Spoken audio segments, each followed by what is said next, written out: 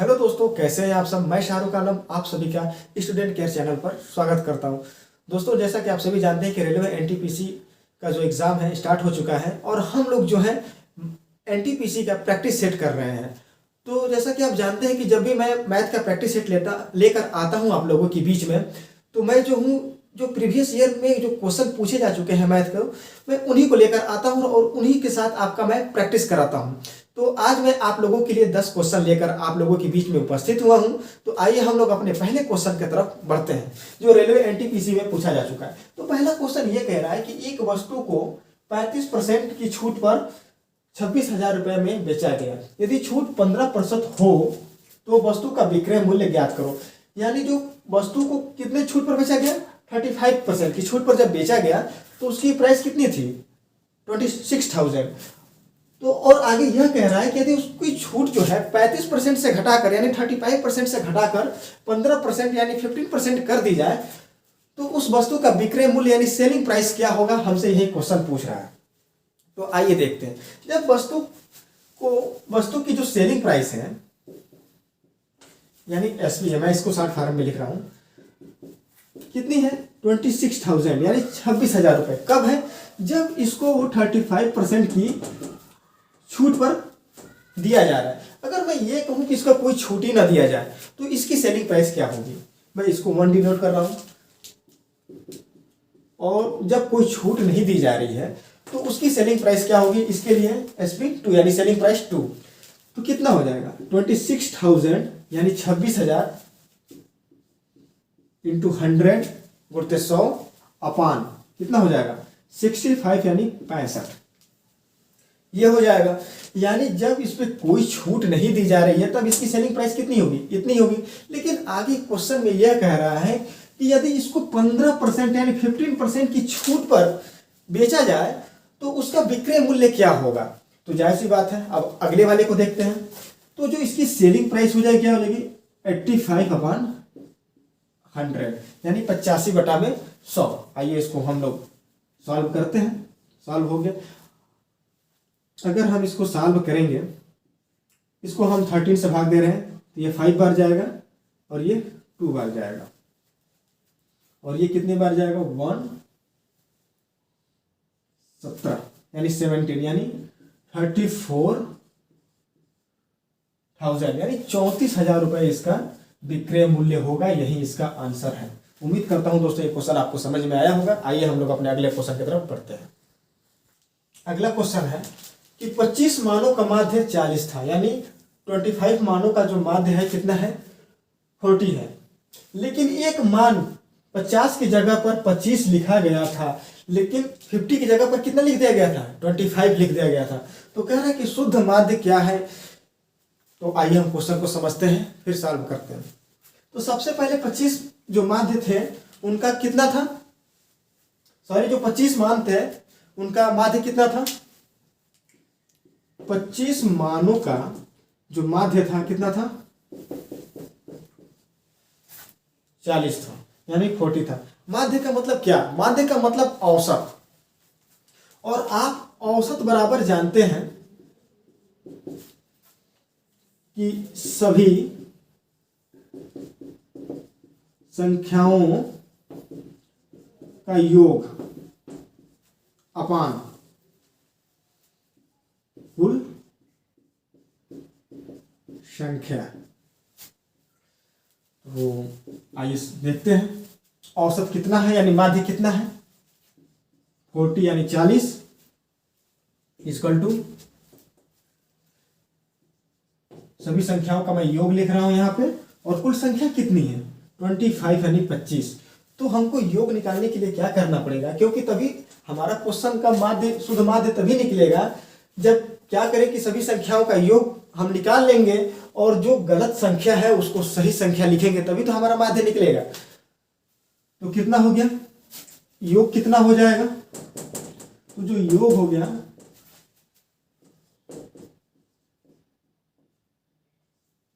ये हो गया।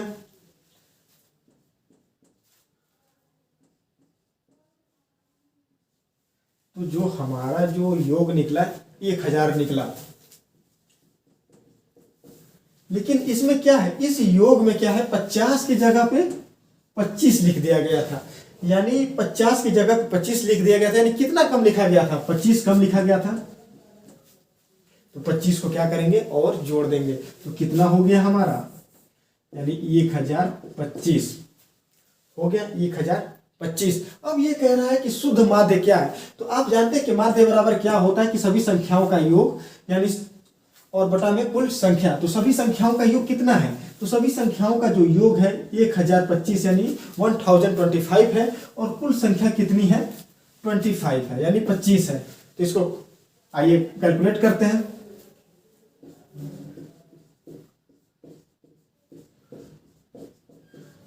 यानी जो 25 संख्याओं का जो माध्य होगा कितना होगा, ये 41 होगा। तो दोस्तों उम्मीद करता हूं ये क्वेश्चन आपको समझ में आया होगा, लेकिन ये आपका ये बेसिक मेथड है और मैं आपको इससे भी एक शॉर्टकट मेथड बताने जा रहा हूं, क्योंकि आप एग्जाम में इस मेथड को फॉलो करेंगे तो आपका काफी समय लगेगा और हो सकता है कि क्वेश्चन कैलकुलेशन में भी गलत हो जाए। तो आइए हम लोग इसको शॉर्ट मेथड से इसको हम लोग देखते हैं।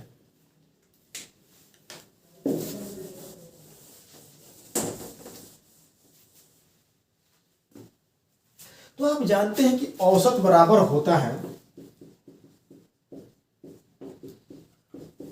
कुल संख्याओं का योग बटा में कुल संख्या, यही होता है। ये बताइए अंतर कितने का आ रहा है। पहले 50 की जगह पे 25 लिखा गया था, यानी जो अंतर है कितना है, 25। यानी यही जो 25 है, यही तो आपके जो माध्य है, जो औसत है, यही संख्या तो फर्क डाल रहा है। और संख्याएं कितनी है, 25 है।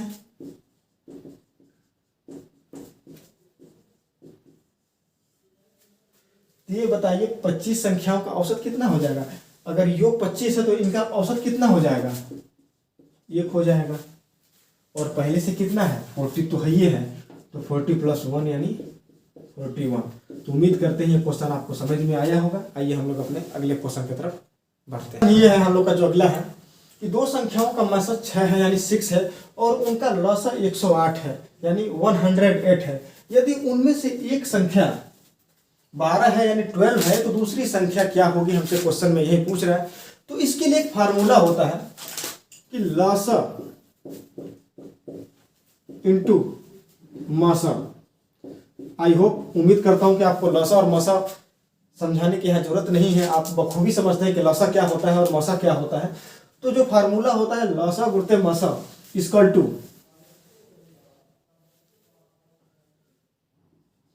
पहली संख्या गुणित दूसरी संख्या, यानी फर्स्ट संख्या इंटू सेकेंड संख्या। यही फार्मूला होता है, इसी फार्मूले पर हम लोग क्वेश्चन सॉल्व करेंगे।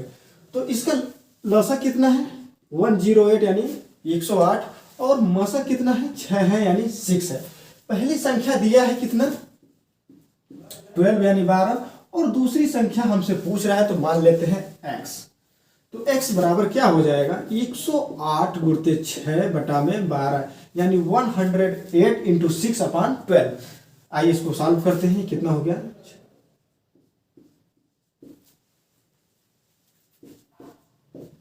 यानी 54 आंसर। यानी दूसरी जो संख्या होगी कितनी होगी 54। तो उम्मीद करते हैं दोस्तों ये क्वेश्चन आपको समझ में आया होगा। आइए हम लोग अपने अगले क्वेश्चन की तरफ बढ़ते हैं। तो क्वेश्चन ये कह रहा है कि a + 2b = 55 यानी 55, और ये कह रहा है कि a - 2b = कितना है -13 है, -13 है। तो b का मान क्या होगा, यानी b की वैल्यू आपसे पूछ रही है। यानी दो समीकरण दिया, फर्स्ट समीकरण ये जिसमें a + 2b = 55 और a - 2b = -13। तो पूछ रहा है कि b की वैल्यू क्या होगी। तो आइए इसको हम लोग देखते हैं। तो कितना दिया है a + 2b = 55, और दूसरा कितना है a - 2b = कितना है -13 है। अगर हम इन दोनों समीकरणों को आपस में जोड़ दें तो आइए जोड़ते हैं।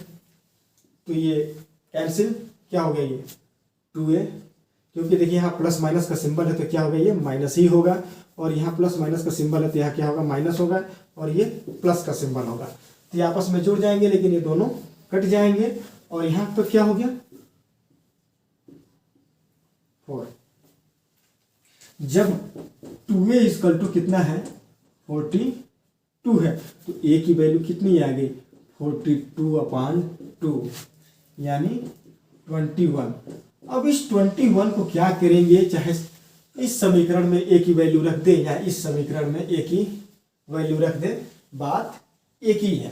तो आइए हम लोग रखते हैं, तो चलिए हम लोग समीकरण 2 में ही रख देते हैं। तो a minus 2b equal to -13, a की वैल्यू कितनी है 21 है, माइनस 2b इक्वल टू 13। अब इसको इधर ले जाते हैं, तो -2b इक्वल टू क्या हो जाएगा -13 माइनस, क्योंकि इधर प्लस है तो जब उधर जाएगा तो क्या हो गया माइनस में कन्वर्ट हो जाएगा, तो -21। तो 2b इक्वल टू कितना हो जाएगा -2b इक्वल टू -34, यही होगा। क्योंकि इधर भी माइनस है और इधर भी माइनस है तो माइनस से माइनस कैंसिल हो गया, तो b की वैल्यू कितनी आ गई 17 यानी 17। तो आपसे वैल्यू किसका पूछ रहा है b का, तो b का जो वैल्यू होगा कितना 17 यानी 17। तो हमको यहाँ a की भी वैल्यू पता चल गई 21 और b की भी वैल्यू पता चल गई 17। तो उम्मीद करता हूँ दोस्तों ये क्वेश्चन आपको समझ में आया होगा। आइए हम लोग अपने अगले क्वेश्चन की तरफ पढ़ते हैं। तो क्वेश्चन ये कह रहा है कि 10 संख्याओं का औसत जो है 35 है यानी 35 है। यदि प्रत्येक संख्या में 2 जोड़ दिया जाता है यानी 2 को ऐड कर दिया जाता है तो नया औसत होगा। तो देखिए ये थोड़ा सा टेक्निकल क्वेश्चन है, तो मैं यहाँ पे एक आपको बात बताना चाहता हूँ कि जब बात औसत की हो रही हो और प्रत्येक संख्या की हो रही है तो अगर उसमें जितना जोड़ेंगे तो उतना ही औसत भी बढ़ता है, और जितना हम उसको माइनस करते हैं यानी घटाते हैं उतना औसत में से ही घटता है। जैसा सपोज दैट कह रहा है कि प्रत्येक संख्या में 2 जोड़ दिया जाता है तो औसत पर क्या प्रभाव पड़ेगा, नया औसत पूछ रहा है। पुराना है कितना 35 और प्रत्येक संख्या में 2 जोड़ दिया जाता है तो औसत भी कितना बढ़ जाएगा 2 बढ़ जाएगा। यानी पहले 35 था तो जो नया औसत हो जाएगा उसमें क्या हो जाएगा 2 जुड़ जाएगा यानी 2 और ऐड हो जाएगा, या कितना हो जाएगा ये हो जाएगा जो नया औसत होगा ये 37 हो जाएगा यानी 37 हो जाएगा। तो आइए इस चीज़ को हम लोग थोड़ा बेसिक मेथड से समझते हैं, क्योंकि आपको यहाँ कन्फ्यूजन पैदा हो रहा होगा, समझ में नहीं आ रही होगी। लेकिन इस बात को हमेशा ध्यान में रखिएगा कि जब भी किसी औसत में औसत दिया हो और प्रत्येक संख्या में जब भी कुछ ऐड करें, यानी प्रत्येक संख्या की बात कर रहा हूँ, कोई संख्या नहीं कह रहा कि अगर मान लीजिए इसका औसत ये है और उसमें 50 और जोड़ दिया जाए या 50 और जोड़ दिया जाए तो औसत पे क्या प्रभाव होगा। नहीं, मैं प्रत्येक संख्या की बात कर रहा हूँ कि अगर प्रत्येक संख्या में बराबर कुछ जोड़ रहा है और या ऐड कर रहा है तब उसके औसत में प्रभाव वही संख्या का पड़ेगा जितना वो ऐड किया जा रहा है, या उतना ही प्रभाव पड़ेगा जितना उससे माइनस किया जा रहा है। यानी 2 ऐड किया जा रहा है तो उसके एवरेज में क्या फर्क पड़ेगा 2 का फर्क पड़ेगा, अगर 2 माइनस किया जा रहा है तो 2 का ही फर्क पड़ेगा। यानी जब ऐड करेंगे तो 37 हो जाएगा, अगर 2 को माइनस करेंगे तो कितना हो जाएगा 33। अगर यहाँ जोड़ की जगह अगर ये कहे कि 2 घटा दिया जाता है तो तब इसका औसत कितना हो जाएगा 33।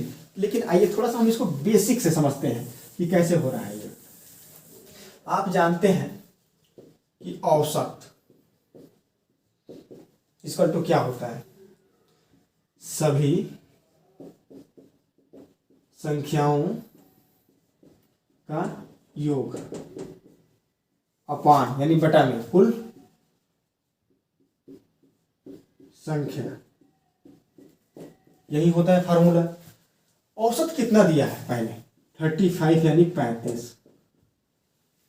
और कह रहा है कि सभी संख्याओं का योग, सभी संख्याओं का योग पता ही नहीं है क्योंकि हमको यही नहीं पता है कि कौन कौन सी संख्या जो 10 ली गई हैं। तो हम मान लेते हैं कि सभी संख्याओं का जो योग होगा वो कितना होगा x होगा, यही होगा ना। और कुल संख्या कितनी है 10 है।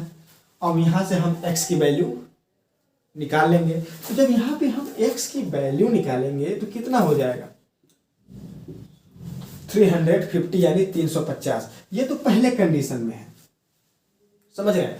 लेकिन ये कह रहा है कि दो प्रत्येक संख्या में 2 जोड़ दिया जाता है। तो ये बताइए प्रत्येक संख्या में 2 जोड़ दिया जाता है और संख्याओं की संख्या कितनी है, 10 है। तो ये बताइए कितना और एक्स्ट्रा बढ़ गया। तो यानी 2 तो प्रत्येक में जोड़ा जा रहा है लेकिन संख्याएं 10 हैं। तो यानी जो संख्या जो वृद्धि होगी कितनी की होगी, यानी 20 की होगी, यानी 20 की होगी। तो जब 20 की ऐड होगी तो नया जो योग बनेगा, तो जो नया योग बनेगा तो x की वैल्यू कितनी हो जाएगी, 350 यानी 350 प्लस 20 यानी 20 इक्वल टू कितना हो गया, 370 यानी 370। ये नया योग हो जाएगा। और आप जानते हैं कि औसत बराबर क्या होता है, सभी संख्याओं का योग और कुल संख्या।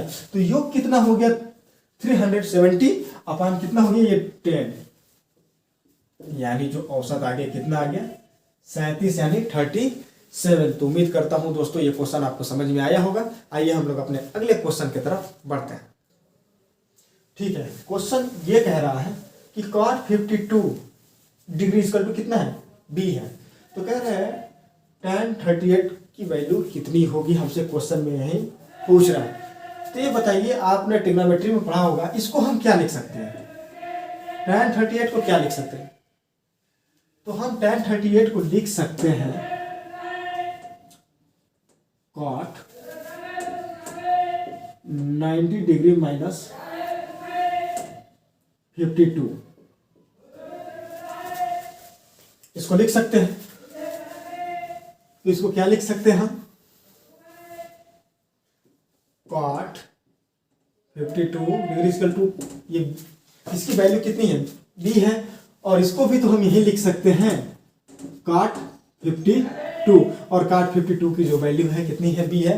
तो यानी tan 38 की जो वैल्यू होगी वो कितनी होगी, b ही तो होगी। तो उम्मीद करता हूँ ये क्वेश्चन आपको समझ में आया होगा। आइए हम लोग अपने अगले क्वेश्चन की तरफ बढ़ते हैं। तो क्वेश्चन ये कह रहा है कि 6 विषयों का कुल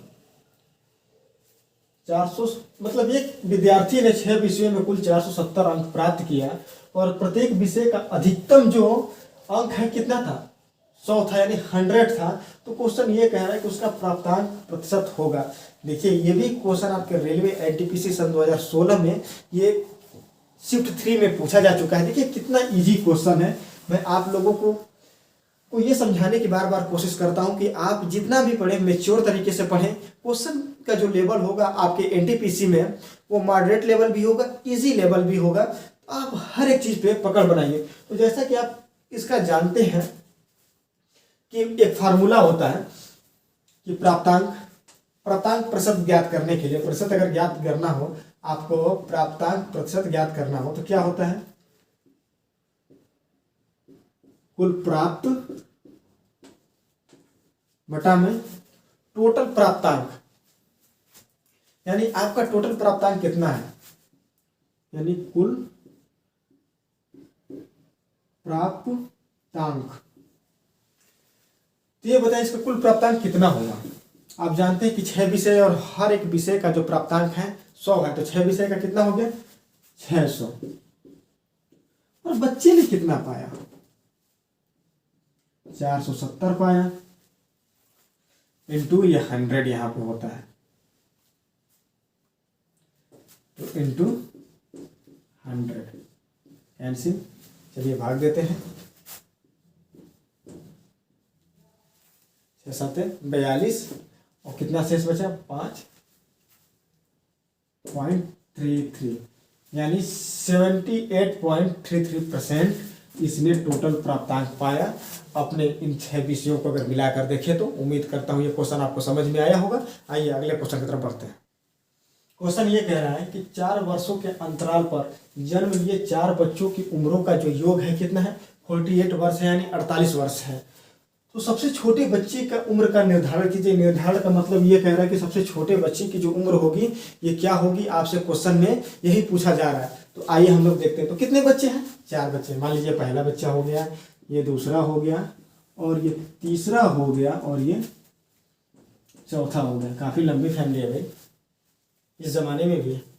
तो 4 बच्चे हैं। मान लेते हैं कि जो सबसे छोटा बच्चा है ये है, पहला है, और ये जो सबसे बड़ा है ये है, ठीक है।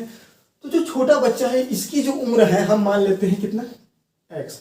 तो जब हम छोटे बच्चे की उम्र मान लेते हैं x, और ये कह रहा है क्वेश्चन कि 4-4 वर्षों के अंतराल में जो है 4 बच्चे जन्म लिए, तो जब ये पहला बच्चा 1 साल का है तो दूसरा बच्चा कितना हो जाएगा, x+4, यानी जो दूसरे बच्चे की उम्र होगी ये x+4 होगा। और इससे 4 साल बाद क्या होगा, तीसरा बच्चा पैदा होगा तो उसका उम्र क्या हो गया, तो x+4 है 4 साल बाद, और यानी जो अगला होगा उसकी उम्र क्या होगी, यानी x+8 होगी।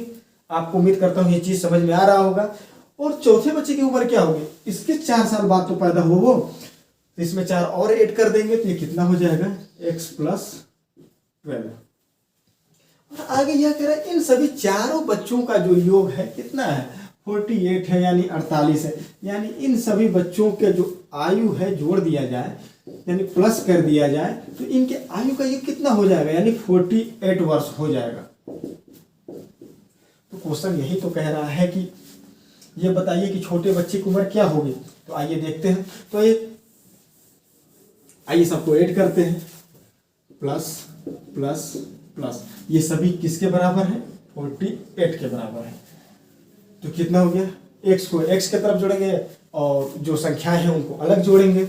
ये कितना हो गया, 4x प्लस 4 + 8 + 12 कितना हो गया, 24। ये इक्वल टू किसके बराबर हो जाएगा, 48 के बराबर हो जाएगा। तो 4x बराबर कितना हो गया, तो 48 - 24 हो गया, ये 24।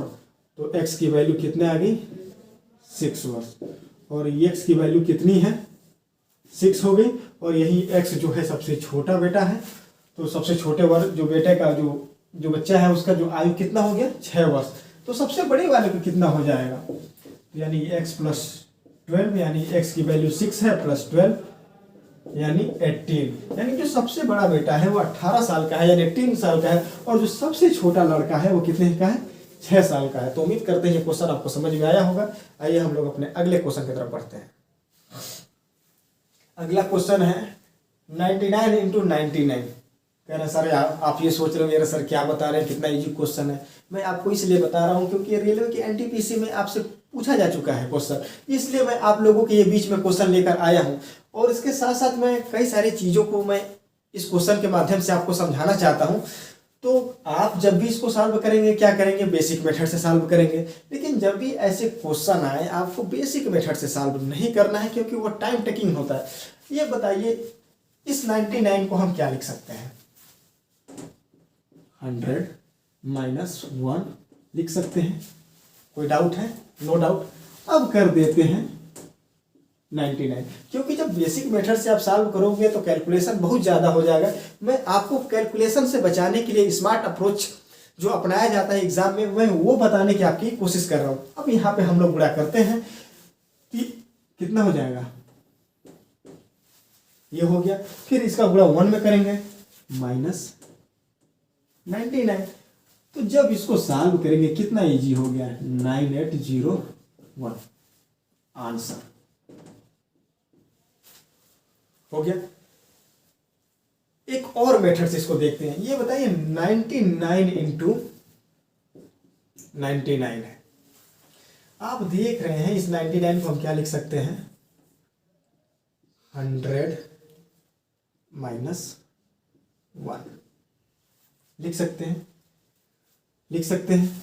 तो जब इस 99 को ये लिख सकते हैं, इसको भी वही लिख सकते हैं, 100 - 1 ये भी लिख सकते हैं। तो इसको क्या लिख सकते हैं, सॉरी 100 - 1 का होल स्क्वायर। देख रहे हैं। अब ये जो 100 - 1 का होल स्क्वायर बन गया, तो कुछ आपको याद आ रहा है, जी बिल्कुल याद आ रहा होगा आपको। a - b का होल स्क्वायर का फार्मूला क्या होता है, तो फार्मूला होता है a² + b² - 2ab। तो उम्मीद करता हूँ ये चीज़ आपको समझ में आ रहा होगा। आप इस मेथड से भी इसको आप सॉल्व कर सकते हैं, लेकिन हमको लगता है कि ये मेथड थोड़ा सा ज़्यादा लंबा हो जाएगा। तो सबसे स्मार्ट अप्रोच जो है यही है, और आप एग्ज़ाम में इसी तरीके को फॉलो करेंगे। तो आइए हम लोग अपने अगले क्वेश्चन की तरफ बढ़ते हैं। तो हम लोग का क्वेश्चन ये कह रहा है कि एक आयत की लंबाई एवं चौड़ाई के मध्य जो अंतर है कितना है, 6 मीटर है। यानी 6 मीटर उसके लंबाई और चौड़ाई के जो मध्य अंतर है कितना है 6 मीटर है। और आगे क्वेश्चन में ये दिया है कि यदि आयत का जो परिमाप है वो 64 मीटर है यानी 64 मीटर है, तो कह रहा है कि इसका क्षेत्रफल क्या होगा यानी एरिया क्या होगा, ये आपसे क्वेश्चन पूछ रहा है। आइए क्वेश्चन को समझते हैं फिर इसको सॉल्व करते हैं। तो आपके सामने एक आयत है,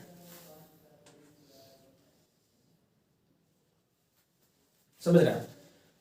सबसे बात करते हैं लंबाई की फिर चौड़ाई की। कह रहा है ये कि जो लंबाई जो आयत है उसके लंबाई और चौड़ाई के जो अंतर है कितना है 6, यानी अगर इसकी चौड़ाई x मीटर है तो इसकी लंबाई कितनी हो जाएगी x प्लस 6 हो जाएगी, तभी तो इनके जो मध्य अंतर आएगा 6 का आएगा। यानी लंबाई चौड़ाई अगर x है तो लंबाई कितनी है x प्लस 6 है। और आगे यह कह रहा है कि यदि आयत का परिमाप कितना है 64 मीटर है यानी 64 मीटर है। तो अगर बात करें परिमाप की तो परिमाप क्या होता है, परिमाप दोस्तों यही होता है, यहां से हम स्टार्ट करते हैं यानी ये दूरी प्लस ये दूरी प्लस ये दूरी यानी और ये दूरी, यानी इसके चारों तरफ की बाउंड्री जो है सबको आपस में जोड़ दी जाए तो वही परिमाप होता है। तो अगर मान लेते हैं अगर इसको हम शॉर्ट फॉर्म में a लिखते हैं और इसको b लिखते हैं तो ये भी क्या हो जाएगा b और ये भी क्या हो गया ये हो गया a। हम आपको फार्मूला यहाँ निकाल रहे हैं तो सभी को जोड़ेंगे a प्लस b यही परिमाप होता है। तो ये क्या हो गया 2a प्लस 2b हो गया। कुछ दिखाई दे रहा होगा यहाँ पे आपको कॉमन यानी a प्लस b यानी 2 कॉमन ले लिए तो 2 और कोष्टक में क्या होता है a प्लस b, यही आयत का परिमाप का फार्मूला होता है। मैंने आपको यहाँ पे फार्मूला भी डिस्कस कर दिया। अब इसी पे हम वैल्यू पुट करते हैं और आप जानते हैं कि जो आयत का क्षेत्रफल होता है, क्षेत्रफल यानी एरिया, वो क्या होता है, जो क्षेत्रफल होता है लंबाई गुणित चौड़ाई। तो लंबाई कितना माना हमने a माना और चौड़ाई कितना माना b माना, यानी a इंटू बी की जो वैल्यू है आपसे यही पूछ रहा है। तो परिमाप कितना दिया यानी 2a plus b equal to कितना है 64 है, नहीं तो है। तो a प्लस b की वैल्यू कितनी हो जाएगी 32 हो जाएगी। और a बराबर कितना, हम एक जो a की वैल्यू हमने कितना था ये x प्लस 6 तो है यही तो है, और b की वैल्यू कितनी है x है, ये हो गया 32। तो यानी 2x प्लस 6 इक्वल टू 32। तो ये बताइए कितना हो गया 2x इक्वल टू 32 माइनस 6, ये कितना हो गया x की वैल्यू हो गया 13 यानी 13। तो जब x बराबर 13 तो ये इसकी चौड़ाई कितनी हो गई 13, तो लंबाई कितनी हो जाएगी, ये हो गया 19। और जो आयत का क्षेत्रफल होता है कितना होता है a इंटू बी यानी लंबाई गुणित चौड़ाई। तो लंबाई हमने निकाला 19 और चौड़ाई कितना निकाला 13 यानी 13। इन दोनों का गुणा करने पर हमारा जो वैल्यू आएगा वो कितना आएगा। तो ये कैलकुलेशन मैं आप लोगों के लिए छोड़ता हूं। और ये क्लास दोस्तों आज के लिए इतना ही तक। उम्मीद करता हूं कि मेरा पढ़ाना आप लोग को पसंद आया होगा। अगर आप हमारे चैनल पर नए हैं तो प्लीज़ हमारे चैनल को सब्सक्राइब करिए, बेल आइकन जरूर से जरूर क्लिक करिए और इस वीडियो को अपने दोस्तों के बीच में ज़्यादा से ज़्यादा शेयर करें जिससे वो भी लाभान्वित हो सके।